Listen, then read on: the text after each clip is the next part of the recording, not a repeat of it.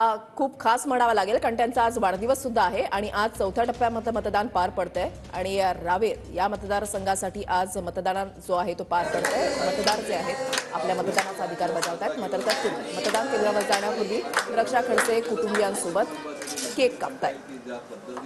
आजचा दिवस सगळ्यांना महत्त्वाचा आहे। मतदान सुद्धा आज होतंय आणि त्याचबरोबर कुटुंब सगळे एकत्र आहे, एकत्र दिसतंय। तर रक्षा खडसे यांचा आज वाढदिवस आहे। त्यांच्यासाठी आज अत्यंत महत्त्वाचा दिवस। रावेर लोकसभा मतदारसंघाच्या त्या भाजपच्या उमेदवार आणि एकनाथ खडसे यांच्याकडून रक्षा खडसे यांना आशीर्वाद दिला जातोय, केक भरवला जातोय। लोकसभा निवडणूक जाहीर झाल्यानंतर एकनाथ खडसे हे भाजपमध्ये येण्याचा मार्ग त्यांचा मोकळा झालेला आहे। वरिष्ठांनी परवानगी दिल्यानंतर आपला पक्षप्रवेश होतोय। मात्र रक्षा खडसे यांच्या प्रचारासाठी एकनाथ खडसे हे लागल्याचं चित्र या संपूर्ण निवडणुकीमध्ये पाहायला मिळालं।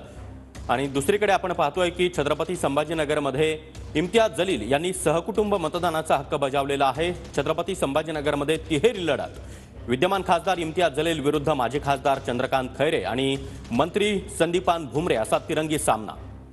रावेरमधली सध्याची दृश्य आपण